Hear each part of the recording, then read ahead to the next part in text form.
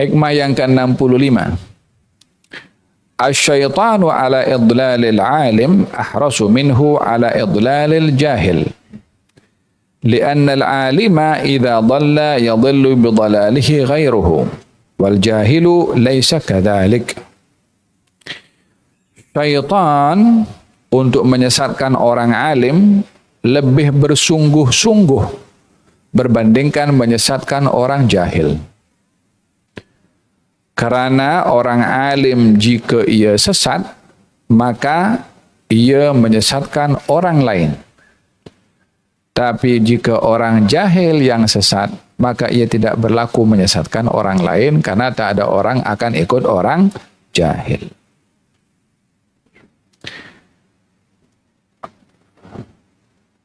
Syaitan ini daripada golongan jin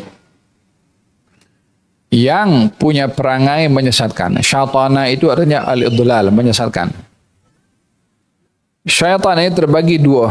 Ada syaitan manusia, ada syaitan jin. Syaitan itu lebih kepada namanya kepada sikap dan sifat. Al-idlal, menyesatkan. Oleh sebab itu, di dalam Quran Allah sebutkan syaitan manusia dan syaitan jin merujuk kepada perangai. Karena tidak semua jin menyesatkan. Ada jin yang baik, ada jin yang saleh. Qal wa inna minna salihun wa minna duna dzalik kunna tara'iqa qidada. Jin memberitahukan supaya kita tak senantiasa marah kepada jin. Kadang-kadang orang masalah ni kan yang dipersalahkan jin. Jin tak buat apa dengannya. Wa inna minna salihun. Di antara kami bangsa jin ini as-salihun. Ada orang saleh. Wa minna duna dzalik. Ada di antara kami yang tidak begitu. Kunna tara'iqa qidada. Macam-macam kami ini. Wa inna minnal muslimuna wa minnal qasitun. Faman aslama faulaika taharraw rashada fa ammal qasituna fakanu li jahannam hataba. Di antara kami bangsa jin ada yang baik muslim, ada yang qasit, yang zalim. Yani jin pun ada dua kelompok, ada dua golongan, ada yang baik dan tak baik. Faman aslama faulaika taharraw rashada. Ini golongan jin. Ada yang bersifat seperti syaitan, manusia pun juga ada yang bersifat seperti syaitan. Oleh sebab itu dalam Quran Allah gunakan istilah syaitan pada dua, manusia dan juga jin. Wa kadzalika ja'alna min kulli nabiyyin aduwan syayatin al-insi wal jinni yuhi ba'dhum ila ba'dhin zukhrufal qawli ghurura. Demikianlah kami jadikan untuk para nabi musuh daripada syaitan kalangan manusia dan syaitan kalangan jin. Sini ada dua syaitan. Syaitan manusia dan syaitan jin. Apa yang dimaksudkan syaitan manusia dan syaitan jin? Jin yang punya perangai menyesatkan, manusia yang punya perangai menyesatkan, maka dia syaitan. Karena sifat menyesatkan itu.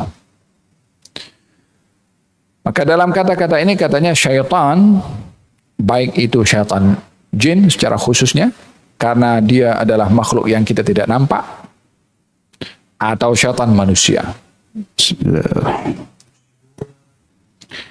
Di antara contoh bagaimana orang alim boleh menjadi sebab kebinasaan pada orang lain berbandingkan kepada orang jahil yang hanya memudaratkan kepada diri sendiri. Orang jahil bila melakukan kesalahan dirinya saja yang tanggung. Tapi orang alim boleh menyesatkan orang lain karena ilmunya. Oleh sebab itu yang dikhawatirkan oleh Rasulullah SAW, katanya yang lebih aku risau, lebih daripada risaunya aku terhadap Dajjal adalah al-munafiq alimul lisan. Orang munafik kalau pandai berbicara, ilmunya digunakan untuk menyesatkan orang lain. Itu lebih aku risau berbandingkan Dajjal. Dajjal orang kenal. Tapi yang berpakaian orang alim, tapi menyesatkan orang, dia menipu dengan pakaiannya, dengan ilmunya. Itu yang lebih berbahaya. Kalau Dajjal clearlah, musuh dah jelas.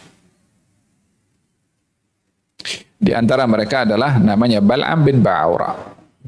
Dikisahkan oleh Allah dalam Al-Quranul Karim, walau syi'na la rafa'nahu biha walakinnahu akhlada ilal ard wattaba'a hawa.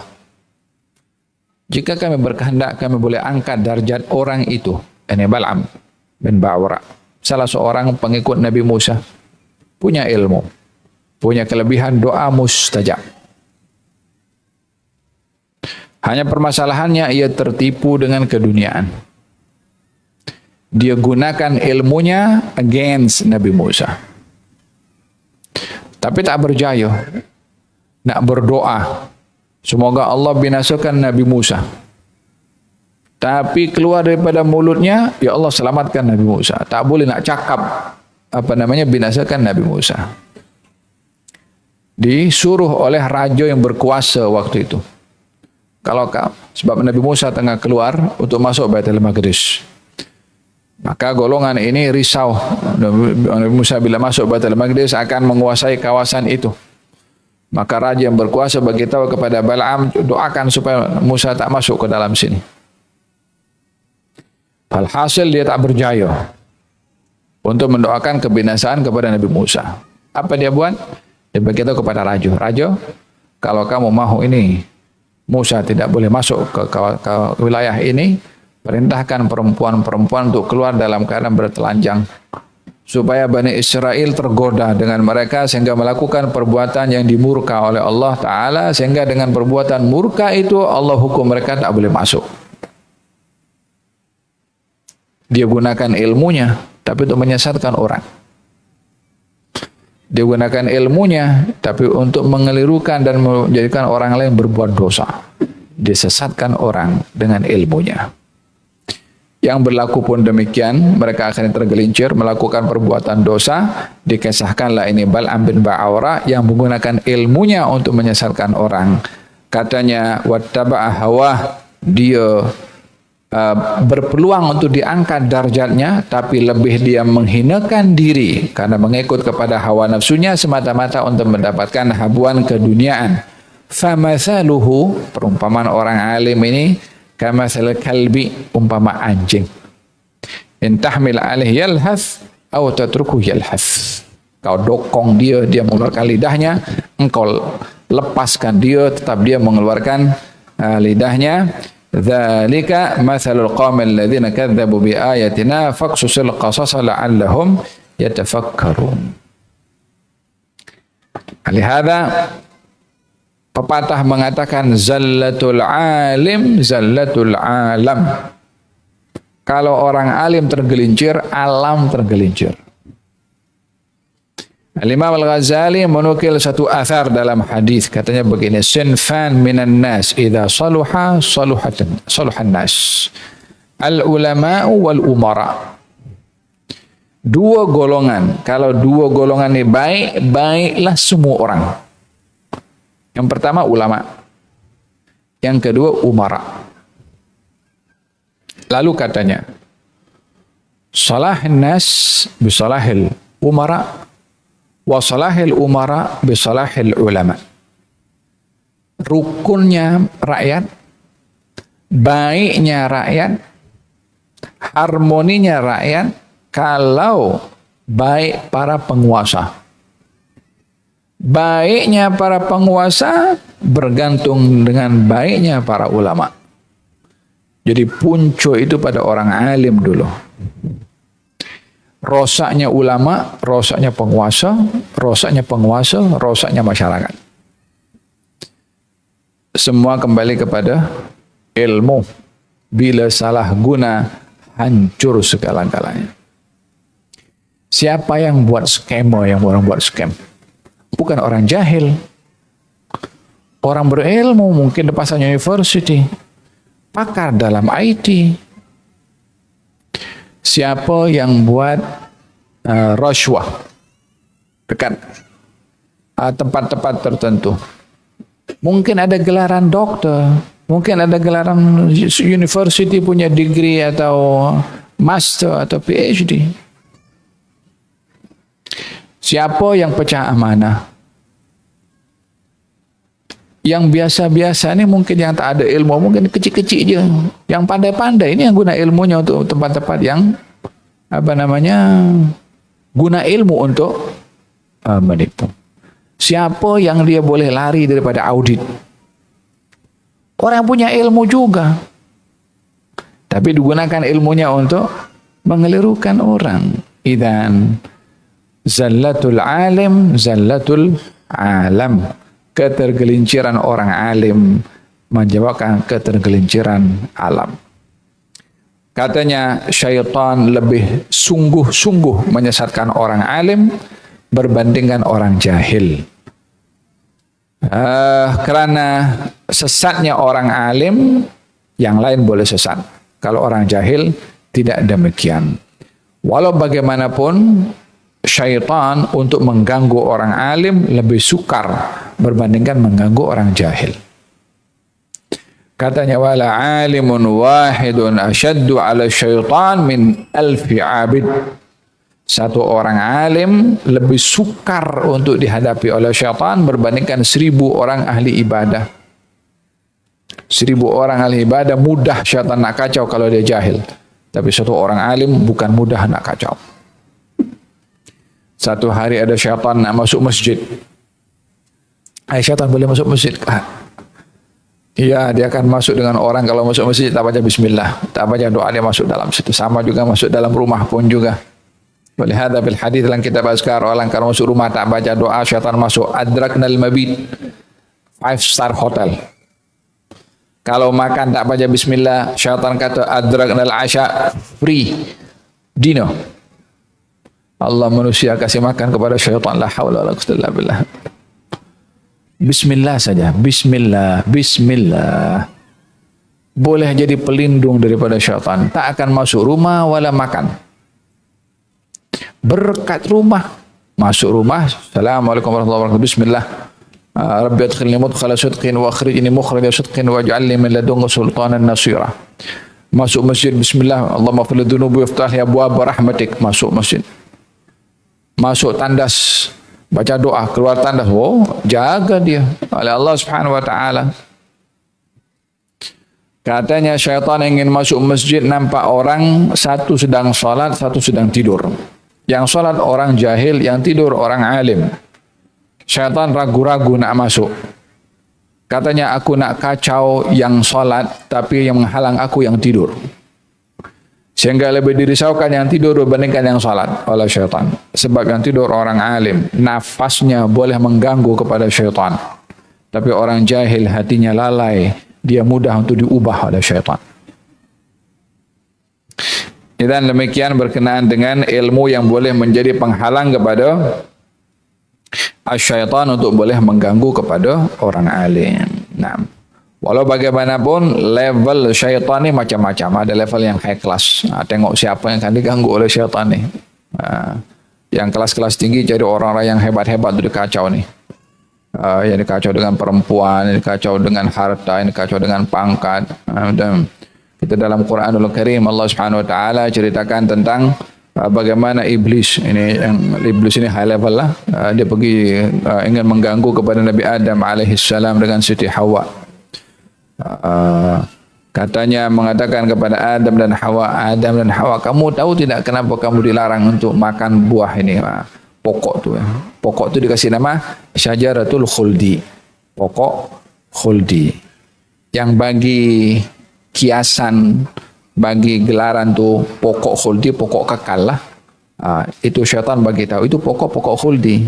Allah sebut syajarah, pokok saja, dibagi tahu pokok khuldi, maknanya ada tarikan, boleh kekal. Kemudian kamu tahu tidak, Allah larang kamu mendekati pokok ini, pokok khuldi ini, karena kalau kamu makan dia, kamu akan jadi 2 malaikat. Dia guna nama malaikat pun. Atau kamu kekal di syurga. Dia guna pun istilah kekal di syurga. Kata Nabi Adam dan Siti Hawa, siapa tak mau kekal di syurga? Siapa tak mau jadi malaikat? Niatnya untuk jadi orang yang suci dan tak mau melakukan pelanggaran. Makanlah daripada makanan itu, terjadilah apa yang terjadi. untuk dijalankan atau diamanahkan menjalankan tugas di atas muka bumi ini. Walaupun itulah antipati, cuma diberi lesson oleh Allah, diberi pelajaran. Bagaimana itu tugas Adam bukan duduk di surga. Itu Nabi Adam kalau duduk surga dengan Siti Hawa, yang mendapat surga mereka berdua jo. Sebab di surga tak ada orang beranak di sana. Oleh sebab itu tugas Nabi Adam itu hakikatnya di bumi bukan di surga. Cuma lalu tes proses supaya belajar daripada hakikat yang akan terjadi di atas muka bumi, yaitu gangguan daripada syaitan. Bagi lesson dulu. Hakada gangguan daripada syaitan. Oleh sebab itu kita dianjurkan oleh Allah Subhanahu wa taala untuk sentiasa berlindung kepada Allah daripada syaitan. Wa imma yanzaghannaka minasyaitani nazghun fasta'id billah. Kalau kamu diganggu oleh syaitan, berlindunglah kamu kepada Allah Subhanahu wa taala. Kata Abu Hazim mengatakan syaitan ini ditaati tidak memberi manfaat kepada dia. Kita bermaksiat pun tak mendatangkan mudarat pada dia. Syaitan itu tak ambil apa-apa benefit daripada kita, hatta kita taat pada dia. Dan tidak merasa mudarat pun juga kalau kita tidak ikut kepada dia. Karena memang dia sudah dilaknat oleh Allah, lah kita punya taat atau kita punya maksiat akan menambahkan laknat Allah pada dia. Jadi katanya itu apa? Nak diberi perhatian. Namun tipu muslihatnya sampai kepada anak-anak Adam, sampai lalu kepada tubuh badan anak Adam. Inna syaitan yajri ala bani Adam majrad dam. Syaitan ini mengalir dalam tubuh badan manusia umpama aliran darah, maknanya mengganggu dalaman untuk was-was kepada anak-anak Adam supaya melakukan hal yang diinginkan oleh syaitan. Nah, dan peluang yang paling mudah untuk syaitan mengganggu pada seseorang adalah emosinya. Ada aduwika nafsuka allati baina jambaik. Musuh paling ketat kamu adalah hawa nafsu kamu. Syaitan tidak ada suruh kita dengan pedang atau dengan pisau, ayo maksiat kamu, tak ada. Dia bisik je. Katanya dalam Quranul Karim Allah Subhanahu wa taala berfirman menceritakan tentang Habil dan Qabil. Habil dan Qabil, mereka berselisih. Kata Qabil mengatakan, aku bunuh engkau. Habil kasih ingat, kau kalau menghulurkan tanganmu bunuh aku tak akan hulurkan tangan aku bunuh engkau. Aku takut pada Allah melakukan pembunuhan. Kalau kamu bunuh aku, engkau akan tanggung dosa engkau, dan engkau akan tanggung dosa aku juga. Dan engkau akan menyesal. Maknanya jangan kau buat perbuatan pembunuhan itu. Terpisahlah mereka berdua. Syaitan kacau. Setelah dialog itu, mereka terpisah. Tapi Qabil diganggu oleh syaitan. Fatawwa'at lahu nafsuhu qatla akhihi faqatalahu. Hawa nafsunya Qabil paksa, bisik Qabil untuk bunuh Habil. Jadi ada jarak, bukan langsung. Hawa nafsunya bunuh dia.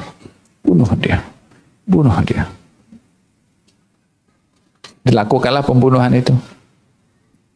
Setelah dilakukan, dia menyesal. Baru disadar balik. Tapi sebelumnya bunuh dia. Fatawwa'at lahu nafsuhu. Hawa nafsunya paksa untuk melakukan pembunuhan. Kelemahan yang ada pada manusia adalah hawa nafsunya. Makanya dalam Quran itu ketika disifatkan tentang tipu muslihat syaitan itu lemah katanya. Inna kaida syaitani kana dha'ifa. Tipu muslihat syaitan itu lemah. Yang kuat mengalahkan manusia itu hawa nafsunya. Itu yang diganggu oleh syaitan tuh. Syaitan kalau a'udzubillahi minasyaitonirrajim. Syaitan boleh cabut lari. Syaitan kalau mendengarkan suara adzan dibikin cabut lari menjauh sejauh-jauhnya. Tapi kelemahan yang ada pada manusia adalah hawa nafsunya sendiri. Itulah yang menjadi gangguan kepada syaitan sehingga manusia kalah dengan dirinya sendiri. Penyebabnya syaitan lah, tapi bukan syaitan secara langsung, tapi manusia yang menjadi hawa nafsu yang menjadi sebab kekalahan pada diri manusia. Oleh sebab itu, kawal hawa nafsu ini dengan Quran, dengan zikir, dengan sabar, dengan muhasabah, dengan ilmu tasawuf, untuk belajar supaya dapat mengawal. Tawakka nafsaka an ghawailaha innal nafsa akhbathu min 70 syaitana. Jaga kau punya hawa nafsu daripada keinginan dan kehendaknya. Sesungguhnya hawa nafsu itu lebih berbahaya daripada 70 syaitan. Raja'na min jihadil asghar ila jihadil akbar. Kami balik daripada jihad yang kecil, perang. Jihad besar, lawan kepada diri sendiri.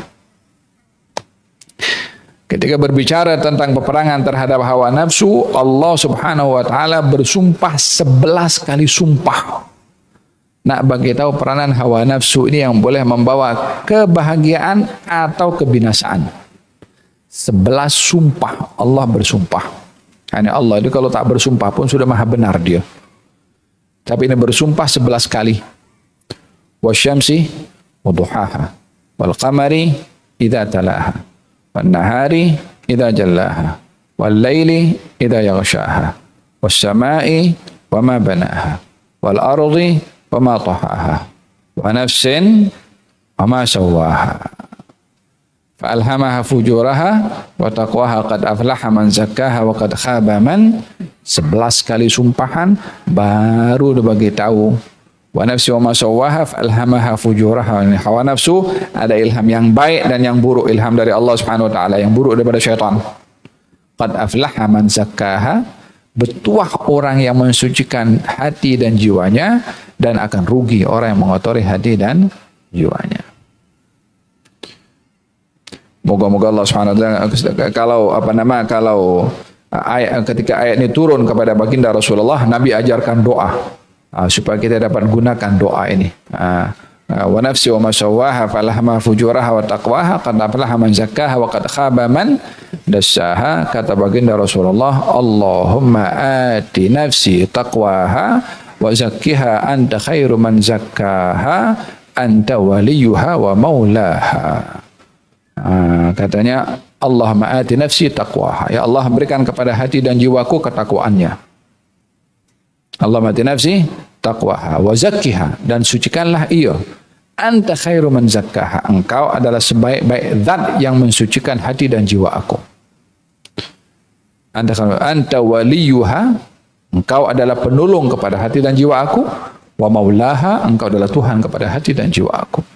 Yakni kembali kepada Allah untuk memohon pertolongan untuk dapat mengalahkan hawa nafsu yang dibantu oleh syaitan untuk memenuhi kehendaknya, dengan kita berlindung kepada Allah Subhanahu wa taala dan meminta agar supaya kita punya hati dijaga oleh Allah Subhanahu wa taala. Semoga Allah lindungi kita punya hati daripada gangguan syaitan. Allahumma ati nufusana taqwaha wa zakkiha anta khairu man zakkaha anta waliyuha wa maulaha. Allahumma ij'al nufusana mutmainnah, Allahumma ij'al nufusana radiyah, Allahumma ij'al nufusana mardiyah, Allahumma ij'al nufusana kamilah ya arhamar rahimin. Waj'alna mimman qulta fihim ya ayyatuhan nafsul mutmainnah irji'i ila rabbiki radiyatan mardiyah fadkhuli fi ibadi wadkhuli jannati. Wa sallallahu ala sayyidina Muhammadin wa ala alihi wasallam. Alhamdulillahi rabbil alamin. Bisirril Fatihah.